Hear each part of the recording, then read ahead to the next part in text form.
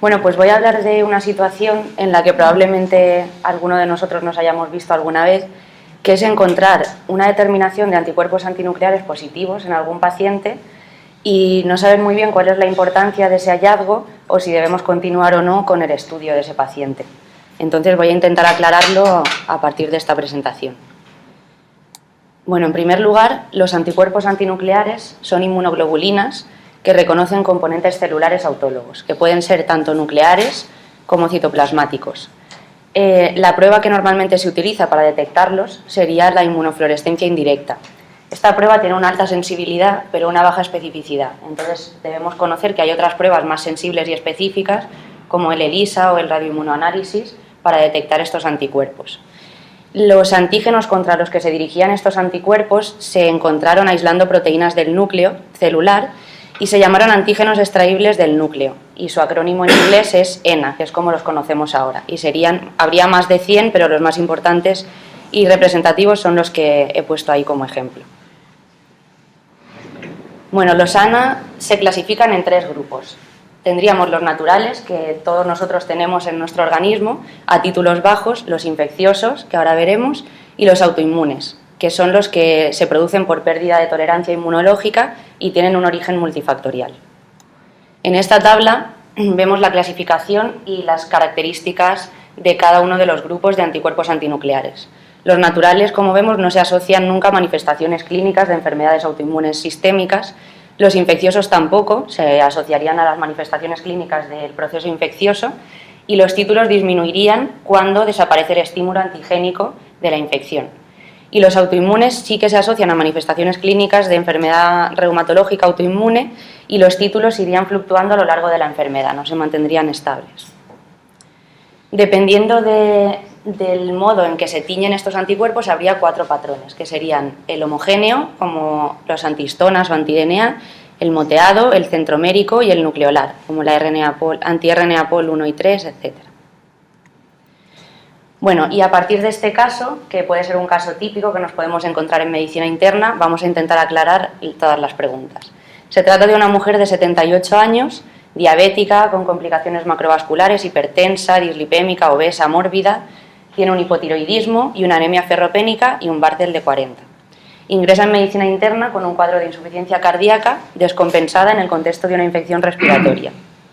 Y en la analítica de ingreso se solicita un perfil de autoinmunidad y nos encontramos que tiene unos ANA positivos a título de 1,320 y unos anti-DNA de 96, cuando el rango de la normalidad es entre 0 y 45 unidades por mililitro. Entonces, ¿qué hacemos? ¿Deberíamos proseguir con el estudio? ¿Le damos importancia? Bueno, pues vamos a ver. En primer lugar, la titulación de los anticuerpos antinucleares.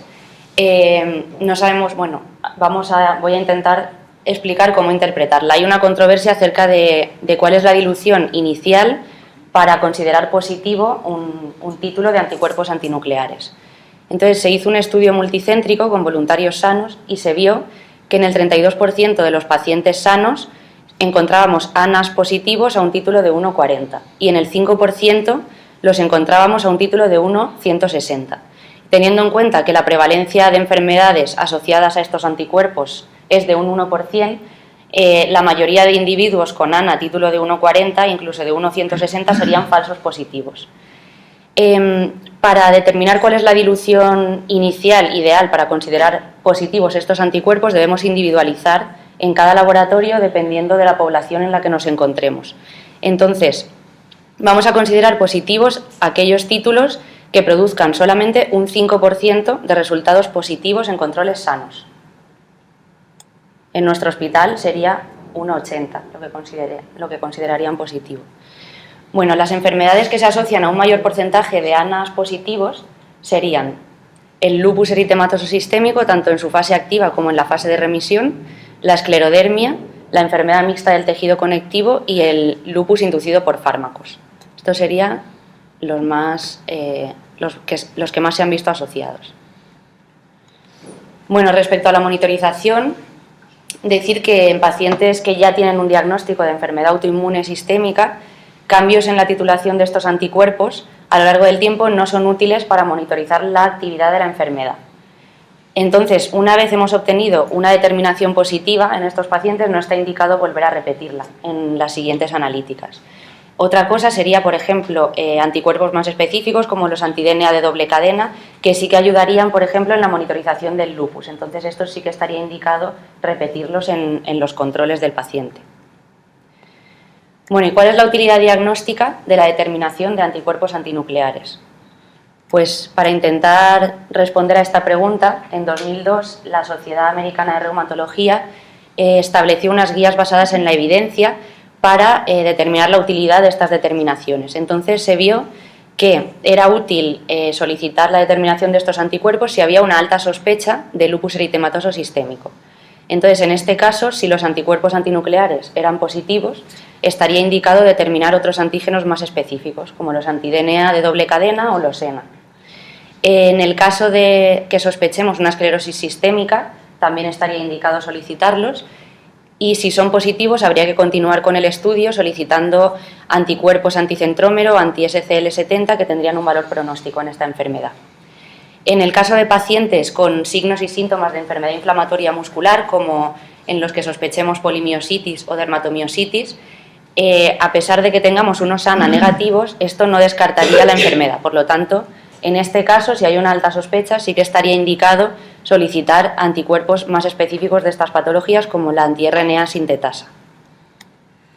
En el caso del síndrome de Sjögren, los ANA no serían útiles para el diagnóstico, pero sí que tendrían valor para detectar una enfermedad del tejido conectivo subyacente, es decir, los síndromes de Sjögren asociados a lupus. En cuanto al fenómeno de Raynaud, la determinación de ANA sería útil para diferenciar los pacientes con un Raynaud primario, no asociado a ninguna otra enfermedad autoinmune, de aquellos con enfermedad autoinmune sistémica subyacente. Y en el caso de la artritis idiopática juvenil, aunque los ANA no son útiles para el diagnóstico tampoco, sí que serían útiles en la estratificación del riesgo de uveitis, con una sensibilidad del 80%. Por otra parte, tendrían utilidad, según estas guías, para la confirmación diagnóstica del lupus inducido por fármacos, de la enfermedad mixta del tejido conectivo y de la hepatitis autoinmune. Entonces, en las guías se concluye que, sobre todo, la determinación de ANA ayuda al diagnóstico de lupus y esclerosis sistémica y que la tasa de falsos positivos que encontramos limita su utilidad para el screening de otras enfermedades reumáticas. Pero bueno, la limitación de las guías, ¿cuál sería? Pues que en la práctica clínica habitual hay un amplio rango de enfermedades que se presentan con síntomas vagos que pueden hacer sospechar una enfermedad reumática como astenia, dolor musculoesquelético, etc. Entonces, muchas veces utilizamos los ANA para determinar si estos síntomas realmente se corresponden con una enfermedad autoinmune. Y como vuelvo a repetir, el 5% serán positivos y solamente el 1% de la población tiene estas enfermedades, pues la mayoría van a ser falsos positivos. Bueno, ¿y cuál sería el uso adecuado entonces de estas herramientas diagnósticas? Pues hay un estudio que se realizó en la Universidad de Bari, en Italia, que intentó responder a esta pregunta y para ello realizaron un protocolo en el que intentaban optimizar el uso de estas herramientas. Entonces, establecieron que la determinación de ANA iba a ser el primer escalón diagnóstico en el paciente con signos y síntomas de enfermedad autoinmune y que en presencia de ANA positivo, el segundo escalón diagnóstico iba a ser la determinación de ENAs y anti-DNAs de doble cadena. Entonces, según ellos, estas pruebas de segundo escalón nos orientarían al diagnóstico de enfermedad mixta del tejido conectivo, lupus, esclerosis sistémica, polimiositis, dermatomiositis y síndrome de Sjögren, con diferente sensibilidad y especificidad. En el 1% de casos de síndrome de Sjögren y polimiositis y dermatomiositis, los ANA iban a resultar negativos, por lo que ellos justificaban solicitar pruebas de segundo escalón en estos casos cuando hubiera una alta sospecha clínica de estas enfermedades. Bueno, y para realizar el protocolo lo que hicieron fue repartir este formulario por todas las especialidades médicas del hospital que solicitaban estas determinaciones. Como vemos, era un formulario muy sencillo en el que se recogían los datos del paciente, las razones para la solicitud de estas pruebas, si era una razón de diagnóstico o de seguimiento de la enfermedad, y la presencia de síntomas clínicos de diversas enfermedades autoinmunes sistémicas. Los síntomas se establecieron dependiendo de los criterios diagnósticos aceptados internacionalmente para cada enfermedad. Entonces, indicaron la utilización de pruebas de segundo nivel en todos los casos de ANA positivo y aquellos casos negativos para ANA, pero con presencia de signos y síntomas compatibles con enfermedad autoinmune sistémica, y excluían síntomas inflamatorios sistémicos muy generales como fiebre, astenia y elevación de VSG o PCR. En el análisis de todos los formularios recibidos se vio que el porcentaje de positividad de anticuerpos antinucleares fue más elevado en aquellos pacientes que presentaban más de 2 signos o síntomas del formulario, y que el tanto por ciento de positividad para pruebas de segundo escalón pues seguía una distribución similar. En el caso de pacientes con ANA positivo, el 26% de ellos fueron diagnosticados de enfermedad autoinmune sistémica, y en el caso de pruebas de segundo nivel de ENA y anti-DNA de doble cadena positivo, el 91% fueron diagnosticados de enfermedad autoinmune con o sin ANA positivo previamente. Bueno, en otros estudios se ha intentado ver o estudiar cuáles son las características de los test de ANA realizados en la práctica clínica, en qué contexto se solicitaban y cuáles eran los pacientes a los que se les solicitaban. Entonces, por ejemplo, en este estudio realizado en el Hospital Beth Israel de Boston, se plantean como objetivo esto, definir las características de los test de ANA realizados en la práctica clínica de ese hospital. Los métodos que utilizaron fue la detección de ANA mediante inmunofluorescencia indirecta, considerando títulos positivos los superiores a 1,40.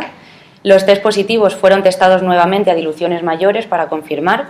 Se testaron aparte varios voluntarios sanos para determinar la tasa de falsos positivos de la prueba.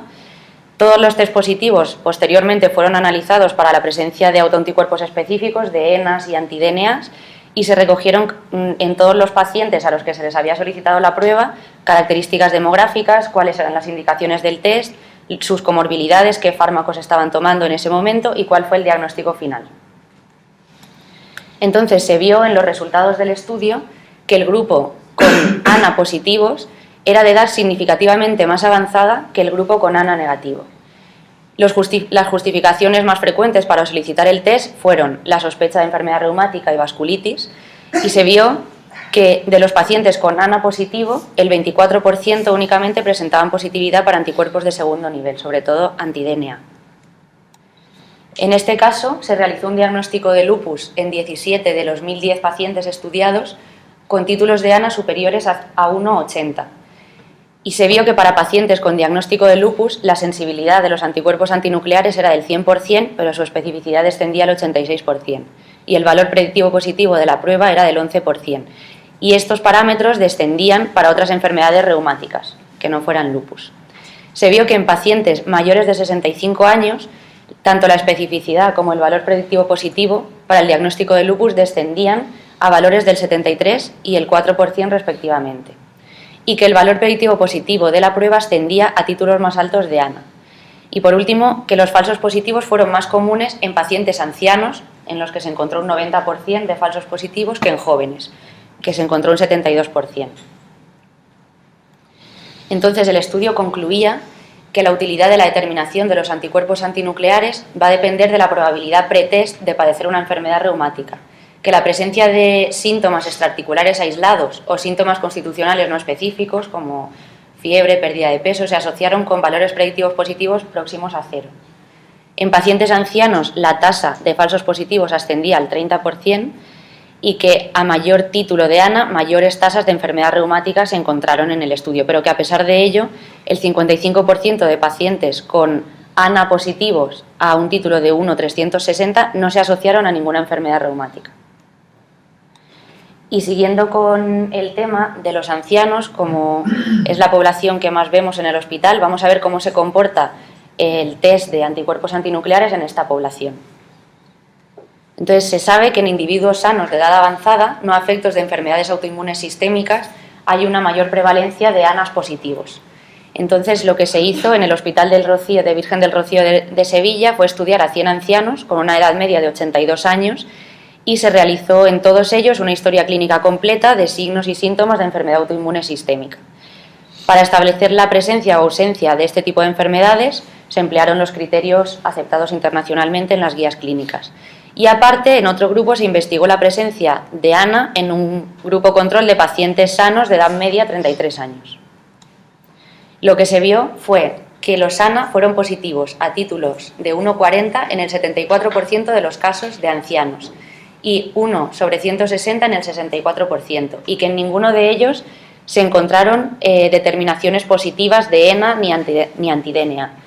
En cambio, en el grupo control de pacientes jóvenes, los ANA fueron positivos solamente en el 7,5% de los casos a títulos de 1,40, y de ellos solamente 3,5% presentaban títulos mayores a 1 sobre 320. Y esto fue estadísticamente significativo.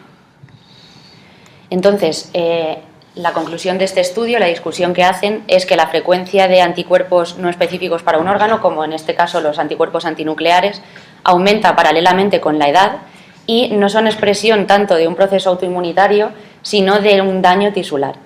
Y que la frecuencia con la que se detecta positividad de ANA en la población anciana nos obliga a ser muy cautos en su valoración cuando no tengamos suficientes indicios clínicos de enfermedad autoinmunitaria. Y mis conclusiones serían que a una mayor probabilidad de enfermedad autoinmune vamos a tener una mayor probabilidad de que la determinación de ANA nos ayude en el diagnóstico. Que si los ANA se solicitan indiscriminadamente, sin una sospecha diagnóstica de enfermedad autoinmune, vamos a tener una gran cantidad de resultados positivos y que serán probablemente la mayoría falsos positivos. Y esto pues pueden distraer al clínico del verdadero diagnóstico del paciente y generar costes adicionales que serían innecesarios. Por otra parte, que los principales diagnósticos que debemos considerar en un paciente que tenga síntomas, que tenga sintomatología de enfermedad autoinmune con ANAs positivos sería el lupus inducido por fármacos, la enfermedad mixta del tejido conectivo y la esclerosis sistémica. Y, por último, que la tasa de falsos positivos aumenta en la población anciana y que no son útiles, los ANA no son útiles para la monitorización de enfermedades autoinmunes. Y eso es todo. ¿Qué pasó con tu enfermedad?